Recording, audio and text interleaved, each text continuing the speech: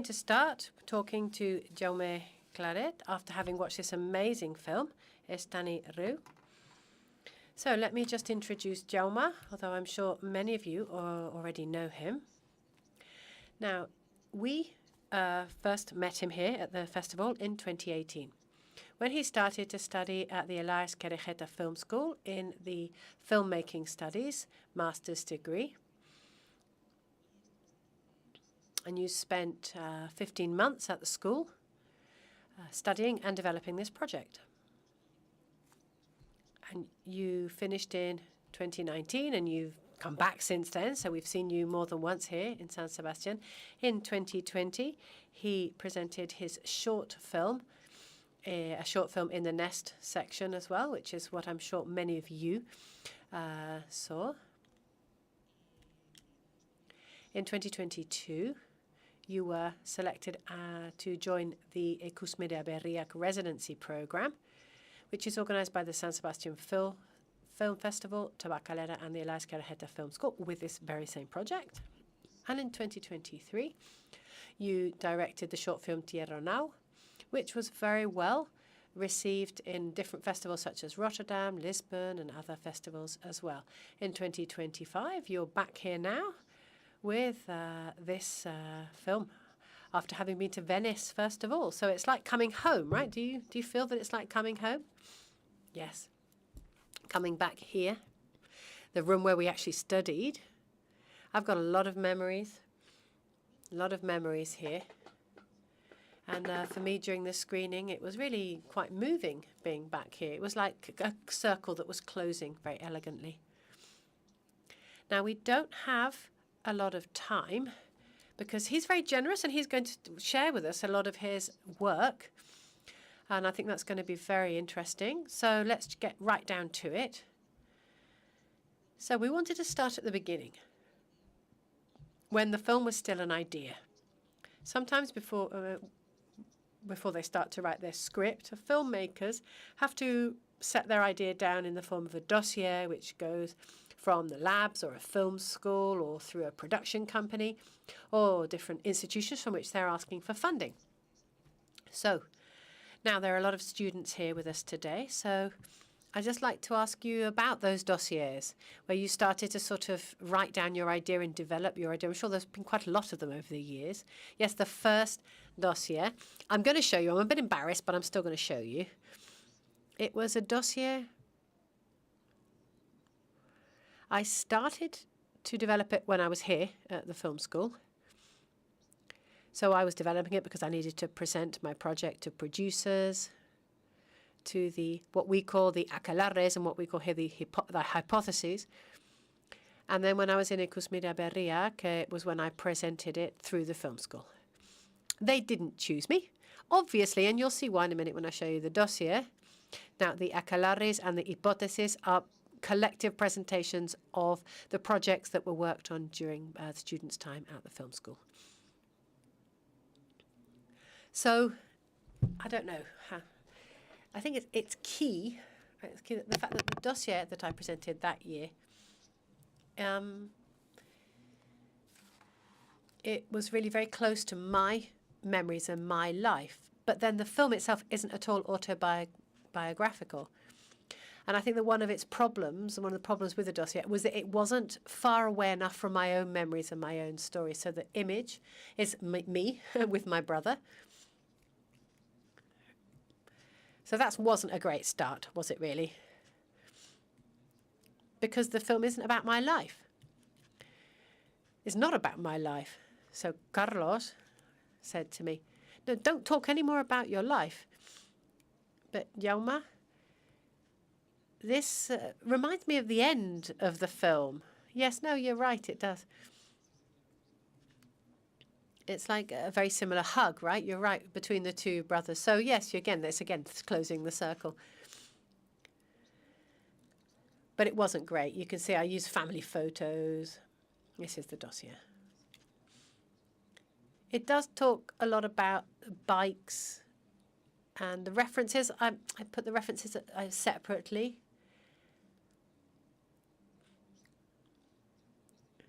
But this was the first one with all the different photographs of the different locations. Well, some of them at least. And then,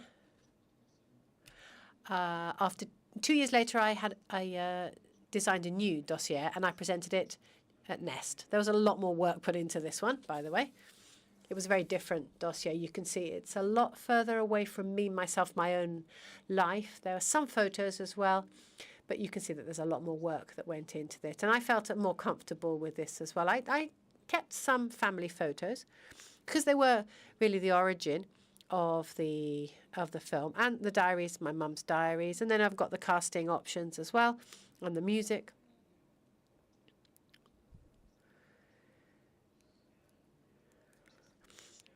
Now, I don't know if this is true in your case, but did you prepare different versions of the dossiers at the same time to present them to different institutions at the same time as you were writing the script? I mean, that happens sometimes. Did that happen in your case? And I also wanted to talk to you about another project that you've been working on since 2018 at the very minimum. I mean, sorry, this is the project you've been working on since 2018. So how many different versions of the script have you gone through? You've got Carlos, he's the director of the film school. You've mentioned him, but other people must have been involved in the process as well or have accompanied you during that process. And how has their intervention affected the way the story developed? Well, because I've been working on it for such a long time, it was great to see how people just joined the process. And it enabled me to move further and further away from my own story, my own personal story, because different people came in and different people started to participate, and they were offering new things. Echeko Chule, for example, came in as a script writer after the fact that we were both together in Ikusmire Berriak. She came in, and I think it was the 8th or the 9th version of the script. She started to work with me there. Let me just check how many there are. I'm not quite sure. 12. There were 12. So Mary came in, I think, in the 7th version, 7th or 8th version. But not just Mary Chase, but I also had Mikel Gastambide at the school. He was a mentor at the school, and he really taught me a lot. He taught me how to write a script in order to get subsidies, to get money, because you need to have money. This is important.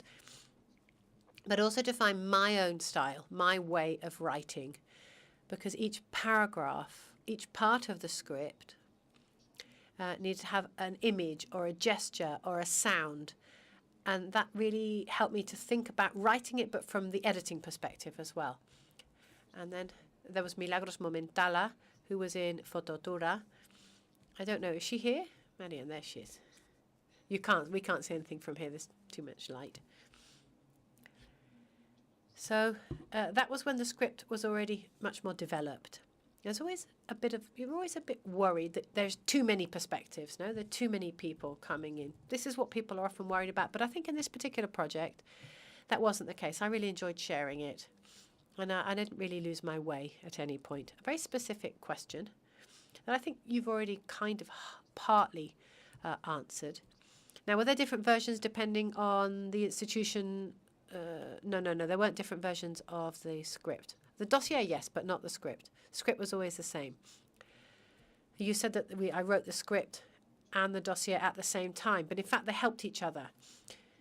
The dossier really helped me to write the script because I had to get some images, I had to go back to my references, and lots of different elements. Look, there's one thing here from the dossier. I think it's this one here, if I'm not mistaken.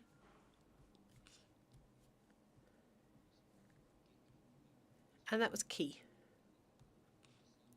So when I was preparing the dossiers, it's a very creative moment.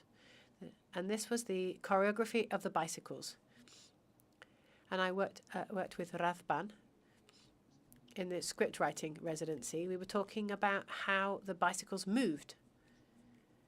So these are drawings done by my mum. She's a PE teacher. And she does these wonderful drawings whenever she's preparing her classes. So I use those drawings to try and work out the choreography. And this really helps me, for example, when I was thinking about the first scene. Yes, it's interesting, isn't it, when you're writing different types of materials at the same time. simultaneously, and it all ends up becoming a film. But for many, many years, it's a very slow process in which little by little you write, you tweak, you change. So you were talking about writing different types of documents as well. There was one that I discovered in the Ikusmira Berriak, the residency program. It was this one here, and it was writing using little cards. Because I remember in Ikusmira, it's key. You gave us some money to go to a bookshop or a stationer's and buy things. It's really important. And I often have notebooks and I keep losing them all the time. So I have these different sort of cards. I cut up the cards and I started to write on them. And then when the script was a bit more advanced, a bit more developed, it really helped me because each colour represents a character. And then each behind or on the back of each piece of card, there were the keynotes for the scene. And I would change the order to restructure the film. It really helped me. Now, you said that the Danube is another character in your film. To move on to the next issue that we want to discuss, which was the location tests. Because the importance of the Danube itself and the river and the landscape is absolutely vital. I mean, it's always the case, but here particularly so. So could you tell us a little bit about this? You knew right from the start that it was a film that was going to happen and be set on the banks of the Danube. Can you tell us about the process of finding the different locations? And I know some of your colleagues are here in the room and they helped you. We've cycled along I've cycled along many rivers in Europe with my family all throughout my childhood. But the Danube really stuck with me because it was really complex and I didn't really understand it. I felt it was very mysterious. So this complexity, this lack of understanding made me want to go back. There's something even quite dark about the Danube. I think you can see that at the end of the film. So that's where my obsession with the river comes from. So I went back to the river when I was at the film school. I went with Antonio. And we went to an area where I'd cycled with my family, but there was a route that I didn't remember and it affected the sound. So we had to change the location. So I talked to my uncles and my aunts and my parents to try to find the part of Germany that would be best, would be good to film. And I discovered another river, which is smaller. And that sort of created that symbolic and physical relationship with the character that is the river, which grows as we move through the film. So I went on a lot of trips, a lot of them with Pablo. Where is he? So I'd like a round of applause, please, for Pablo.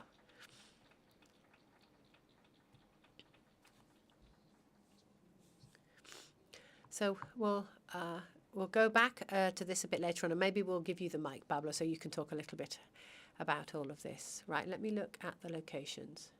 Well, I went with Pablo, I went with Sandra Rabat, who's the art director. She's not here, unfortunately.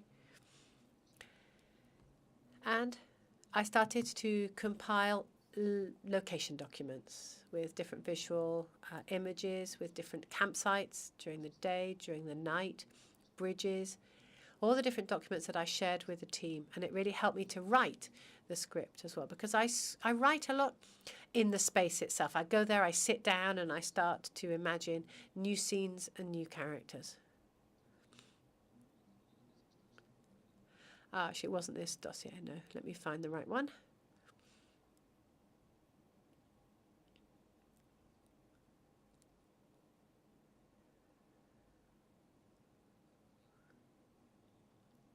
There was a map. I can't find it. It was a map of the river. And I just pinpointed the different locations as we found them. And with Pablo, it doesn't matter. With Pablo, we also worked a lot on the light. So we went to the places, the locations at a very specific time of day to look at the light, to analyze it and saying, okay, well, we have to film this scene at this time of the day with this type of light. And there were some outlines, some schemes where we worked out the light as well. So that was something that we did over the course of many trips. And one of the trips, I can't remember which one it was, we carried out that test that you said, and that was with a 16mm camera, and we wanted to see what the river would look like in summer with a 16mm. And that document really helped us to see the colours, to see how the 16 would relate to the river. That was really important as a kind of calling card, trying to find producers, sales agents, distributors. It was really important. It was really crucial because it was directly linked to the river. And I just want to link that in with something about the casting. Okay, before we do that, let's talk about something that quite a few directors do these days, and that's you try out filming in the different locations, carrying out different tests on location to see what things look like. I was thinking about Irati Gorostidia and her short Contadores, and Simon as well. There's small spaces which allow you to experiment. Obviously, your case is different. You kind of make a short film to try something out. That's maybe you try out the technical team, maybe, see if you can work well with them. Yes. So making the shorts, it's almost like a place for survival, because when you spend 7 years making a feature film, what you want to do is to shoot something, and it's really frustrating not being able to shoot anything, but the shorts keep you active, keep you in practice. So with the shorts, we created a family, and almost all of that family are in the feature film, and in fact more people as well. So they're really important in the process. I wanted to go to the river, but I was a bit scared of losing my enthusiasm, the enthusiasm about shooting in summer. I didn't want to do a short in summer because I thought that when I came to do the feature film, I wasn't going to have the same enthusiasm about filming the river in summer. So we went to the same places, but we went in winter, and we filmed in the different spaces, but in winter, not in summer. So one last question about the locations. I really like the dam at the end and that sense of liberation and how the film kind of changes pace, no? After, you go through the sluice. How did you find that particular space? Well, it was there in the script right from the word go, really, right from the very first versions. Because the Rhine, the Loire, the Danube, they all have these dams or these sluices, and they cut the river up into chunks, and it just gets bigger and bigger as you go down it. So it's a very symbolically strong but physically strong space as well, because the character's there by himself, and he's going to cross a threshold in which he's going to go into a different space where the river's much bigger, and the fear that invokes of crossing that line, and the crunching or the creaking of it, the creaking that you hear as well. We worked with Orion Campi, who's a sound designer, on it as well, and we discovered that creaking sound, and he recorded them, and then we used them for the music with Ikason, the very original music that plays at some points, very specific points in the film. I'm interested in the symbolic side of things, but also the physical side of things. So you can see that the water's going down, and you're like you're in a prison, and then all of a sudden you're somewhere else, and then the doors open.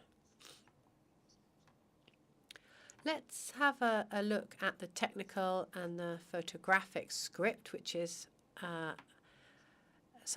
forms part of the materials that you've brought to share with the audience.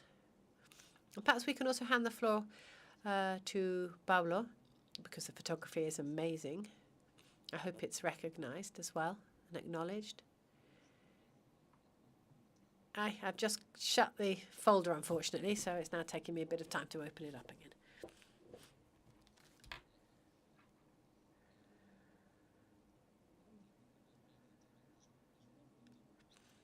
So this is the technical script. You have the literary script, and I worked on the literary script for a lot of time, but it came to a point where I wasn't really taking much notice of it.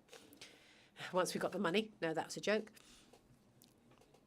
So before we started shooting, we worked on the technical script. We worked on that with Pablo for months, and during the script, we didn't really focus too much on it. We were just living in the present. But even so, the technical script is very important. And with Estrany, we came up with this technical script. I'd never used images before. Well, no, I'll just let Pablo tell you because I think he's going to do it better.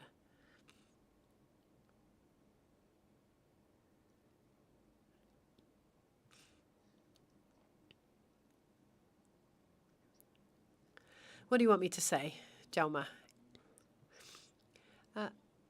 Just talk about, the work on the literary and the technical script and how that went.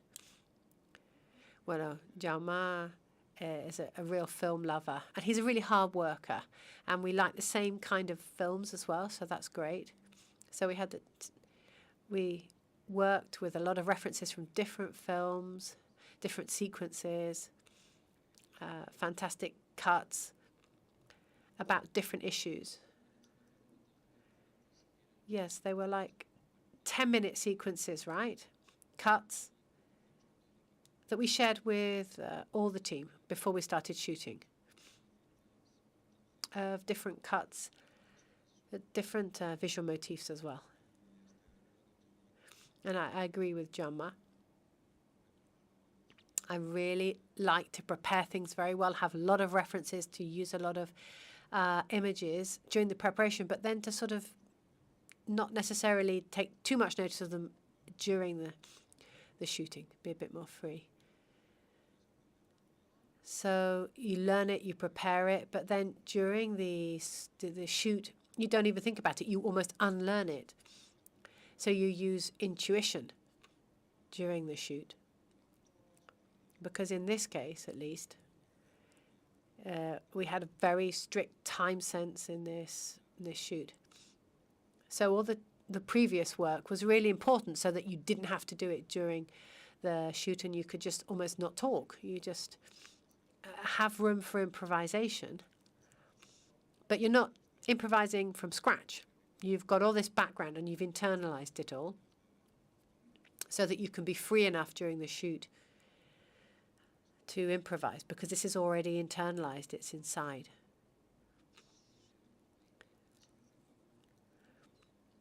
Yes, there was another, one day I heard Roshan in an interview saying that during a shoot what's important is what's happening at that moment, what's in front of you, but you can't get to that moment unless you've prepared everything beforehand, because you're not ready to capture it, you can't get it, you don't react quickly enough.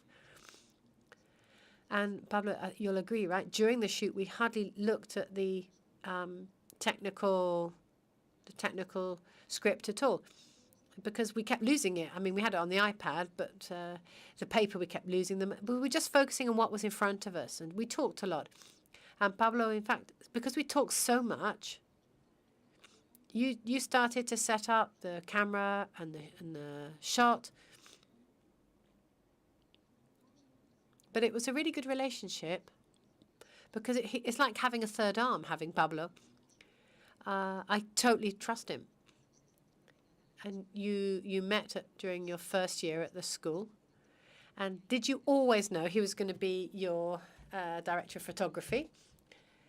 I mean, was he always the person that you thought you were going to work with? Well, no, not really, because the first short, Ujo, Pablo was going to be the director of photography, and it was actually Marina, because he couldn't. But I knew I wanted to work with him. And so as I said, well, with this one, you're not going to get out of it. So the other short that we made last year, we also worked on that together. And I hope that we'll continue to work together for many years to come. Now, Pablo said that you're a real film buff and that you were using a lot of references. So I'd like to ask you about those references. Which ones are they? So obviously, in this film, what are the references? There was one for the script, which is Un Verano with Monica Bergman, Summer with Monica Bergman.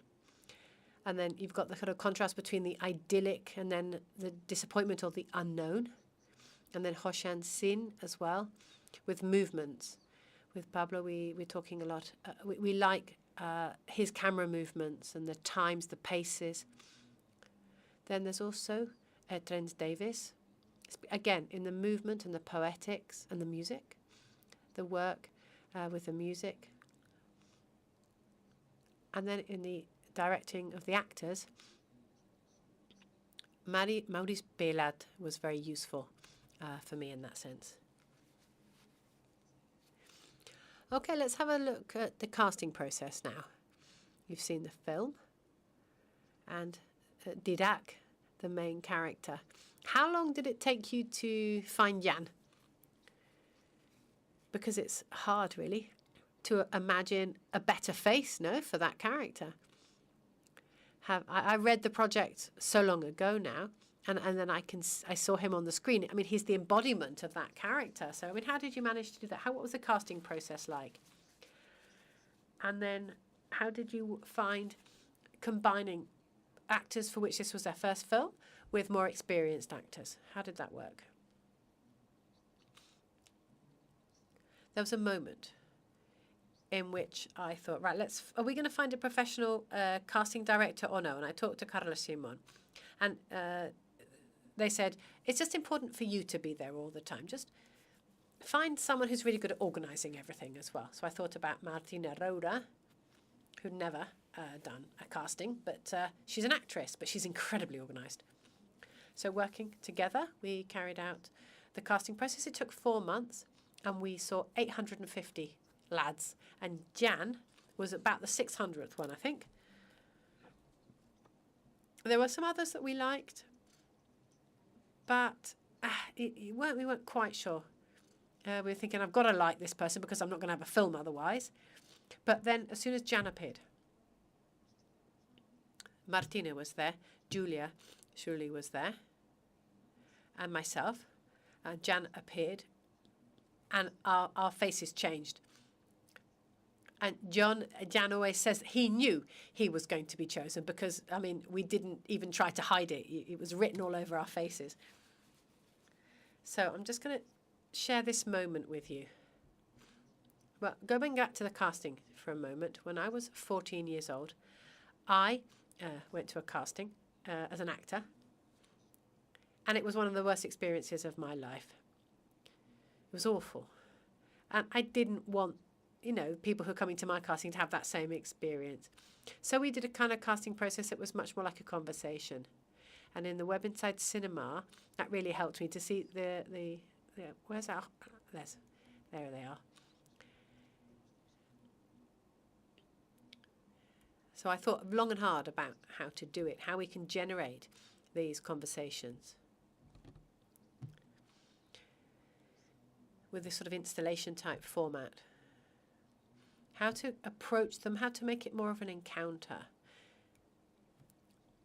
So we went round to Barcelona. We went to see what young lads today look like. And you can see there's different profiles and different ideas, different ways of thinking. But when Jan appeared, I'm going to share this moment with you. And we just asked him. We did an exercise. Cristina Perez, the casting director, advised us. She said, do an exercise. Ask them to tell you a memory in first person and in present. Because most lads would go to the past. And they said if the young lad can actually talk in the present tense during the casting, they'll be able to do it better in the film. So it's not subtitled, unfortunately. Un somni que hagis tingut o un record d'alguna cosa que t'hagi. Y perdón, también aparte en este vídeo lo que dice es. And also in this video, I also mixed the casting for Didac with the images from the test to see how the landscape would fit in with the faces. No ha de ser res extraordinari. El que és important és que ens ho expliquis en present, com si ho estiguessis visquent ara i aquí, i ens ho anessis explicant. Doncs...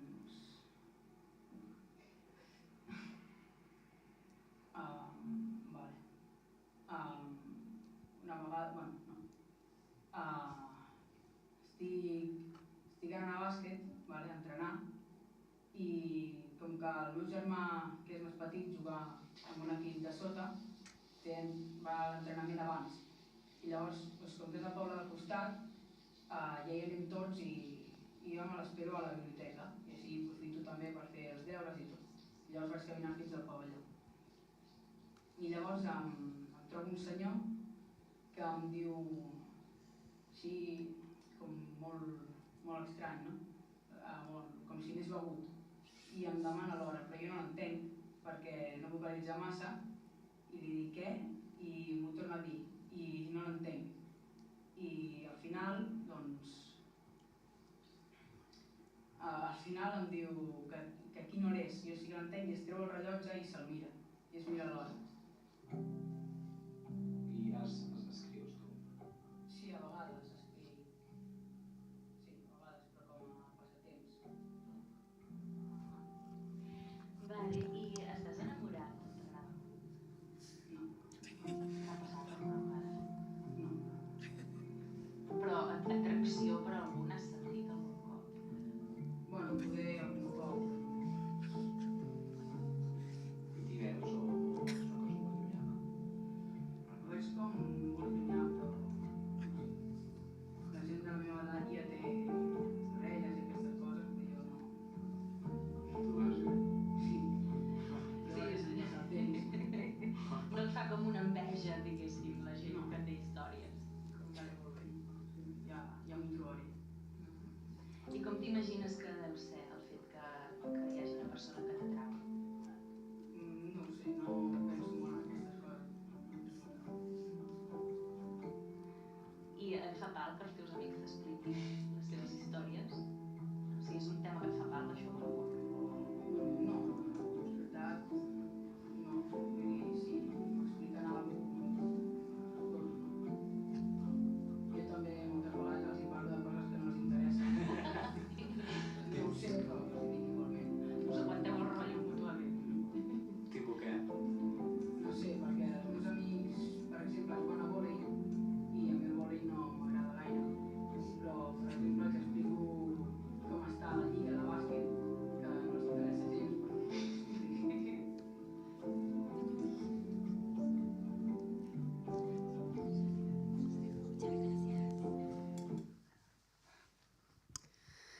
Esto, Jaume, entiendo que lo hacéis para... Now I can imagine that you do that so that you can imagine, no, what he might look like. Yes, and I also have played Ralph Hadel's music. He was one option. We chose another one. We went another way at the end, but it was the idea of putting together the music, the place, the locations, and Jan to see how it worked. I'm sorry it wasn't subtitled, but at one point we asked Jan about love. And we thought it was important for us, for the person, be at the same sort of moment in their life as Didac. That was a very important question. We also told them they could tell us what they wanted to, but we saw that he was unexperienced at the time. And what about the choice of the other actors and actresses? Was it as clear from the word go as it was with Bernard, who plays Biel?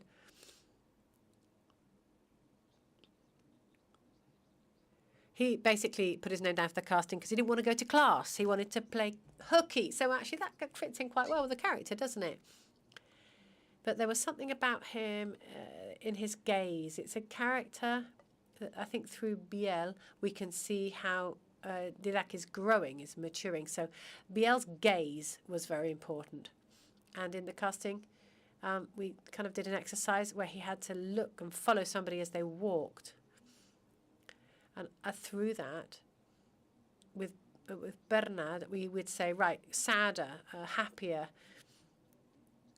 which is exactly what they tell you shouldn't do. Now happy, now sad, now.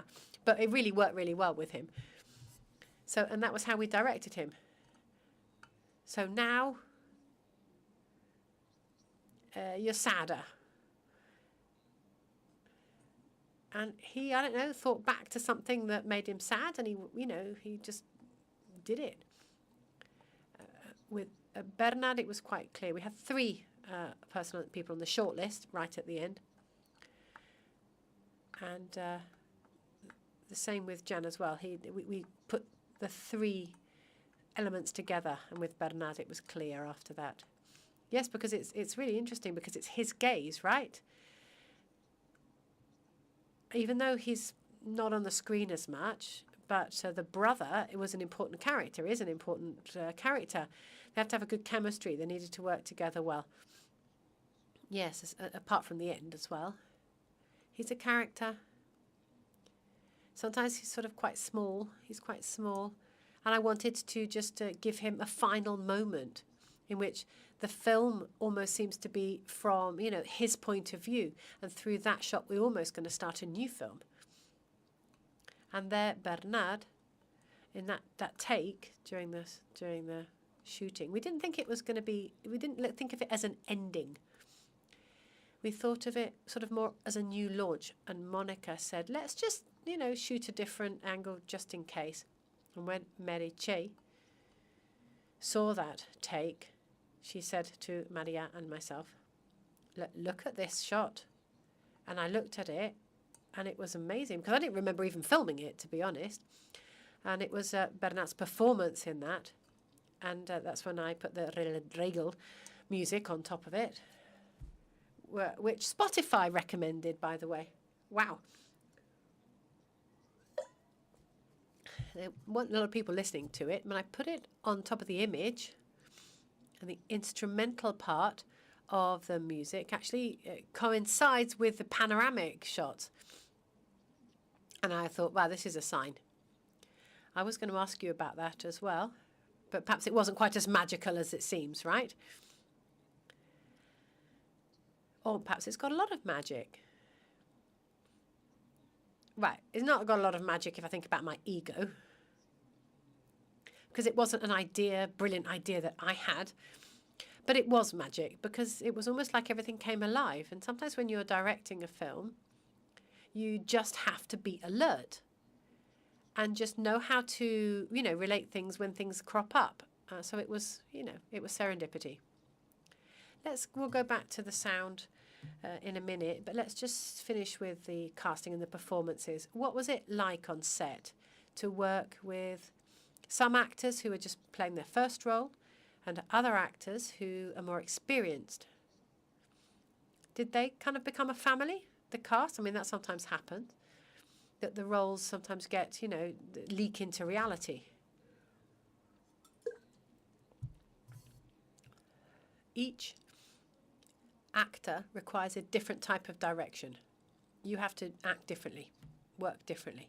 Jan, as you can see, he's quite shy, quite introverted. So we had to be very technical with him. We had to really get to know each other. He had to really get to know me and trust me.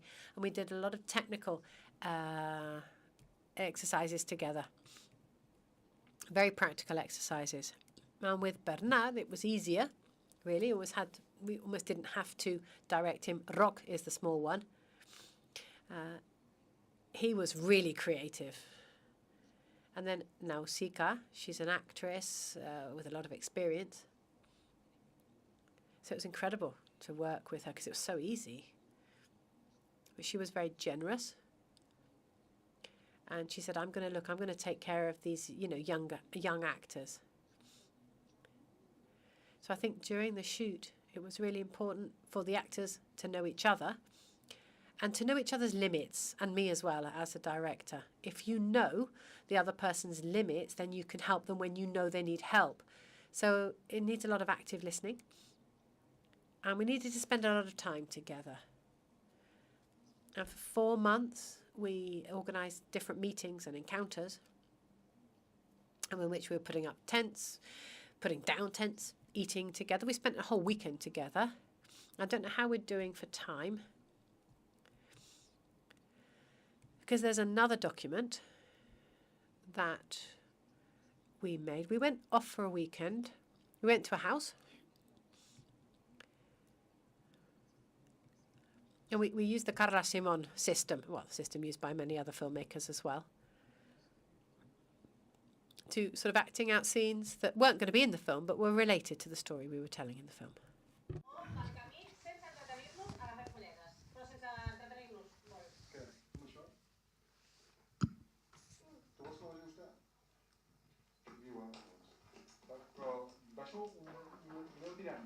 Baixo un moment, però si no al cabo no puc pujar. Oh, i tant. Però busca-la una mica. Home, clar, la buscaré una mica, però la buscaré just. Corre, papa, corre!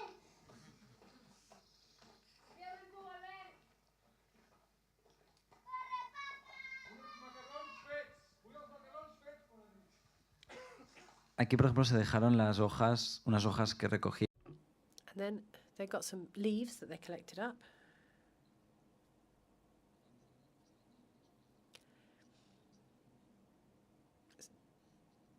Sorry, this is a really good comment by Pablo. Espera.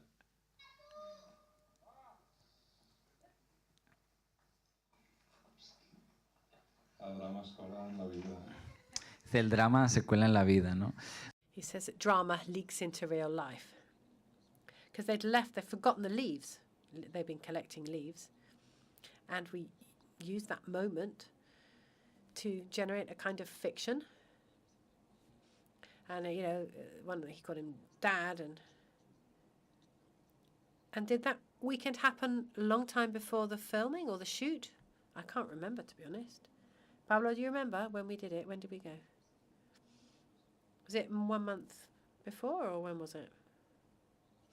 A couple of months, I think.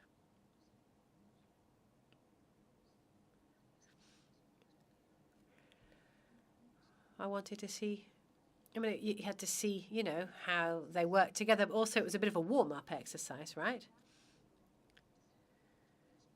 So that they could really get into character. Yeah, and also they needed to know each other and feel comfortable with each other. Because we did what you can see on the screen, but we just, we were just together. We didn't really rehearse too much. We did rehearse a couple of things. Some of the conversations between mother and son that were a bit more complex. I think it was, I don't know, a month beforehand or something. But then, as I said, we had a lot of preparation for this, and we looked and focused on different moments. We had different dynamics of different characters so that they could draw on that when they were shooting. And then we also, let me see if I can find it.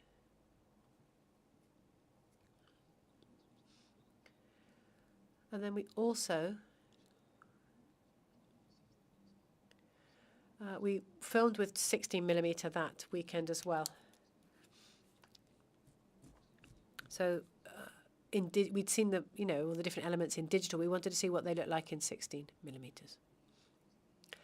So before we open the floor up to the audience, because I would like to leave time for questions from the floor, I did want to ask you about the design of the sound. And then it said that the creaking that you used at the end, and then the water as well. There's Didac and his mum. They have a walk, and then you can hear the sound of the water, and it kind of takes us into a different universe, sort of an alternative universe, if you like. That's a very interesting way of working with sound. Yes. The work carried out by Oriol Campi, who's the sound director. That's very important. When we went to the different the technical locations, there were about 10 of us who used to go there. So we went to the different places, and then we started off, and he was just recording the sound of the place, and we just listened to it. And then we started to plan the scene. And there, the town, well, I say town. I mean, it was a town. You can imagine what you want it to be in the film. But we were there with Pablo, and through the town there was like a little kind of channel, a tiny stream going through the town. It seemed like it had been lost in time. And the sound of the water already existed in that space. And so when Oriol arrived at that place, he found it fascinating. He started to record that sound. And then Oriol does the sound design in the post-production phase as well. So the sound of that water enabled us to move into that sort of more dreamlike universe. And then there was a more realistic side of things with the sounds in the campsite, etc. And that day, we had a number of different microphones spread out all over the campsite, recording people's conversations and different actions and what they were doing and movements, etc. But the sound, you have to pay a lot of attention to it, because often there's not much room for sound in a shoot. And sometimes you want to give it more space and more time, but it's too difficult. And I really want to give sound an important space. And often with photography, it takes a long time. And then the sound people can't get started until they've finished. But I think it's much better for them to move in parallel. So the images need to have as much time as the sound. It's not easy, but I think it's important. And I think that it's part of our responsibility as filmmakers to try to change this in the dynamics of the films we make. Now, there's always a kind of sound, that introduces the character that lives in the water, if you like, is introduced by a sound. And that wasn't something that just came up spontaneously during the shoot, right? This is something that you had planned, right? Yes, in the script there are notes about this, and then during post-production as well, when Oriol got the film, he chucks me out of the room because I'm a real pain in the arse. So I says, I said, I don't like that sound, and Oriol says, I'm just trying something out. So he says, just give me 2 weeks, don't appear, don't come, and then just come back and see how it's going. I trust him, and he started proposing things. And that sound work, sort of having that sound of water before Alexander appears, I think that was mainly due to Oriol in the post-production process. So I'm now going to open up a round of questions. I don't know, could you just turn the lights down a little bit, please? Because I can't see anything. I think there's somebody with a hand up at the front there, but I really can't see anything at all.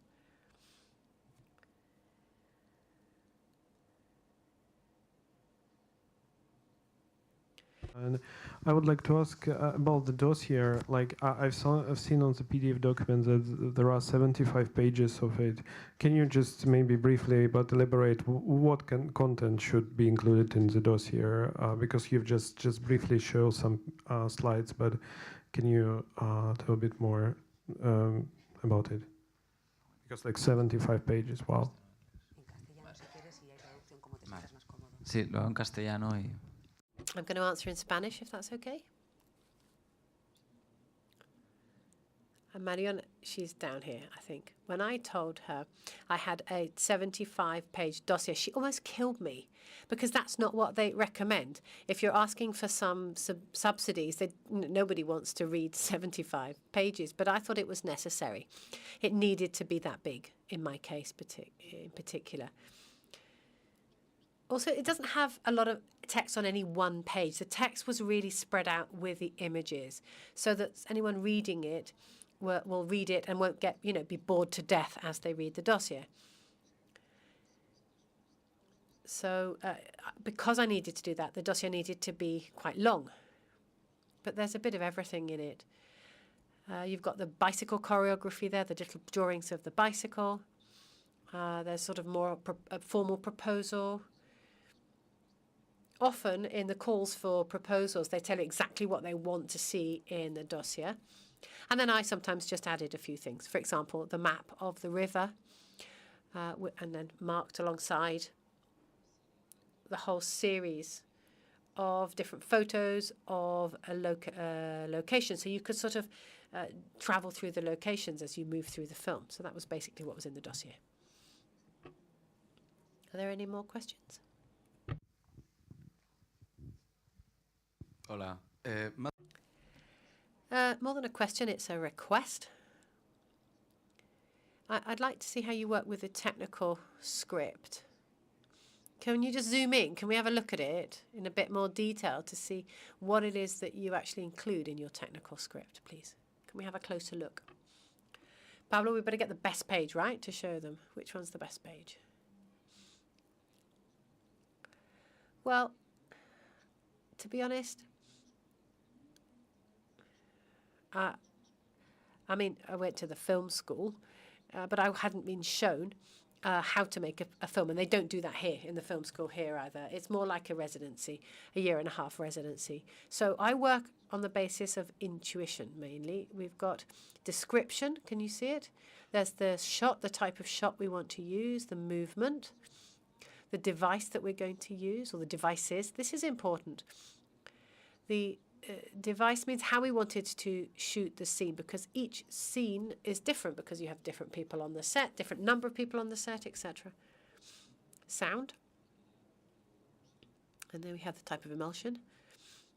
Music, dialogue, the lighting, art, style, and location. And then here, for example, this is the first scene. This is the one with the bicycles. So I wanted to have sort of a lot of close-ups, swiftness, movement. This is what I wanted to reflect there. Making up the scene with different references. There are many filmmakers who said they don't work with references because they don't want to copy anyone else. For me, the more references I have, the more difficult it is for me to copy anyone because I've got so many ideas buzzing around in my head. Then I end up forgetting them all together. If there were only 3 of them, then I'd always go back to those 3 and maybe I would copy, but I've got so many, it's impossible. So I just include all the different references there that help us to communicate the film. So here, for example, we started with the bicycles and then we saw the campsite. We saw the campsite from far off. And that's another thing that Carla Simon I heard her say once. Just before you're about to shoot, think about the scenes that you don't want to shoot and then take them out of the script. And when you're going to go to a shoot, you really need to be eager and enthusiastic about doing it. And I saw the campsite from a long way off. And I thought, oh, I don't want to do that. So we didn't do it. There's something that's really important, and Meritxell Goulet, who's the co-script writer, and also the editor as well. Something she said, during the editing, we rewrote the whole film. So sometimes we make decisions out of kind of laziness, if you like, in the shoot. Then sometimes there are holes, there are gaps in the script. So sometimes you have to go back and rewrite the film. And it generally is quite similar to what you had in mind, but it's not exactly the same. Any more questions? No, there's one there.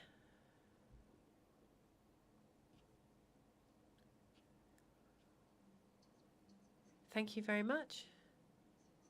Thank you very much. That was a beautiful film from start to finish. Very moving. The way that you direct your cast is beautiful. It's amazing. And I wanted to know about how you shot the intimate scenes, especially because in the casting, Jan says that he has no experience in intimate relations and he's a bit shy and and then you get moments of profound intimacy with the other boy. That's a very beautiful moment. So I wanted to know how you worked on those particular moments.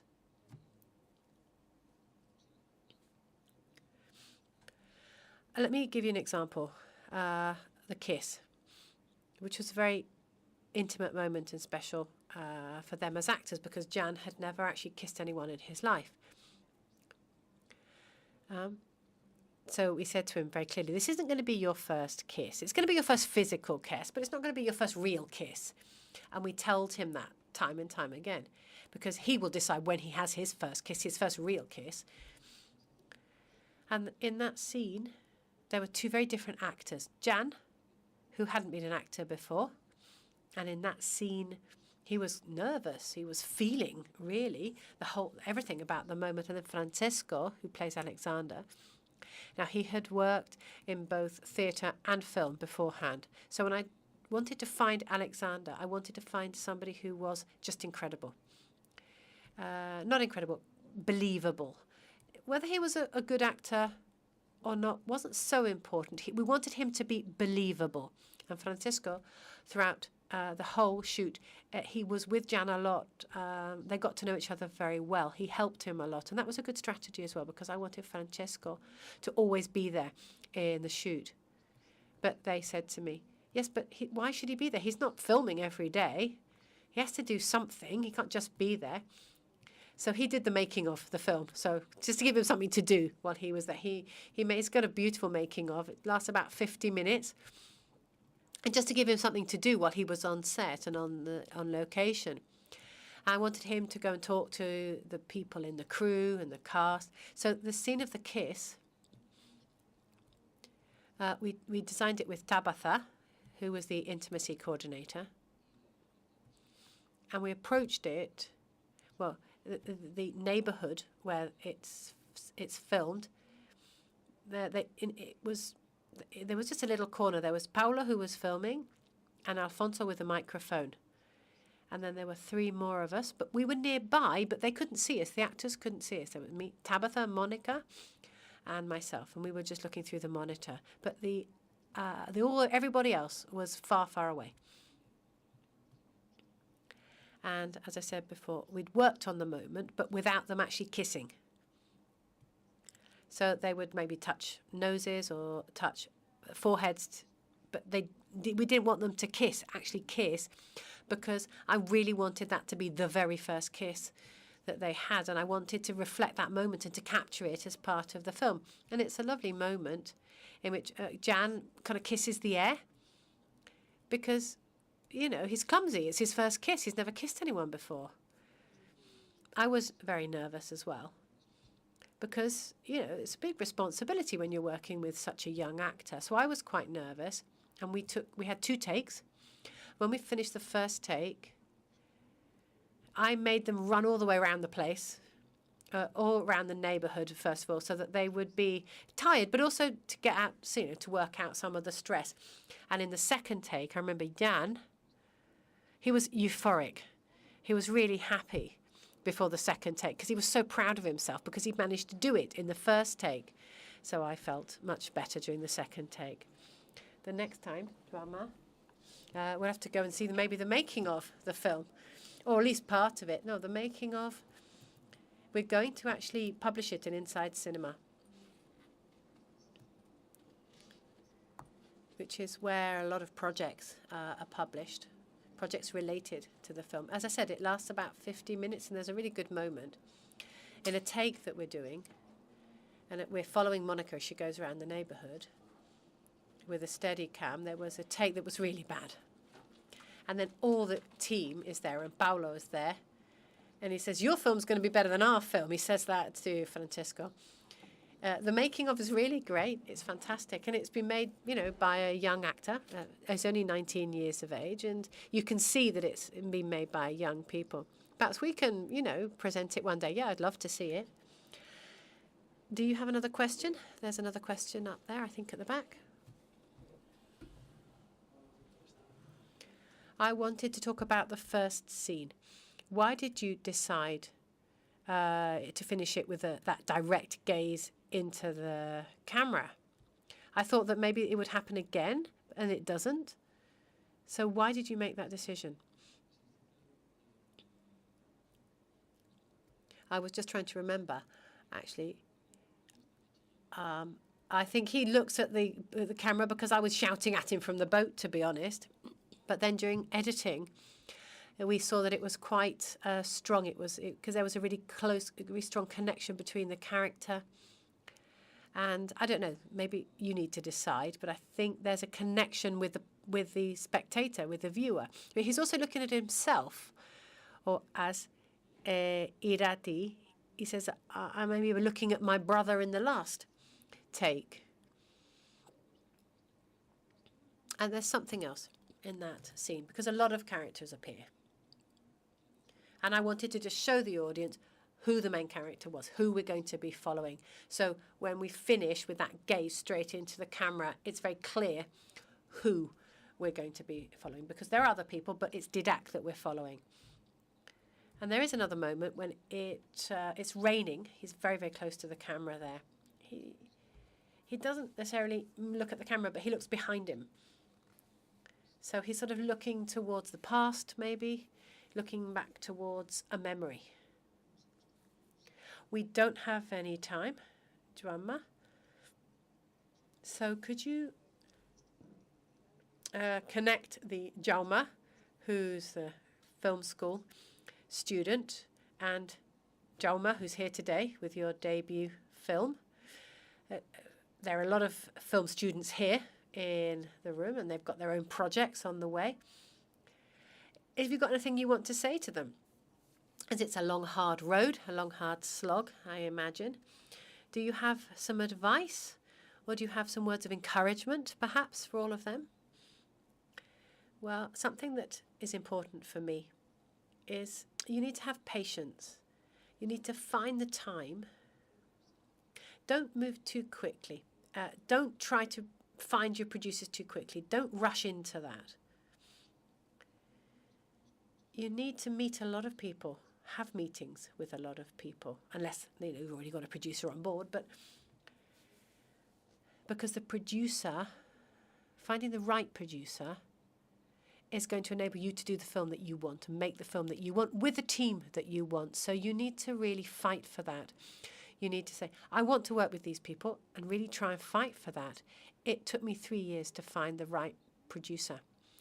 Until I had a lot of meetings till I found the right producers, Xavi and co.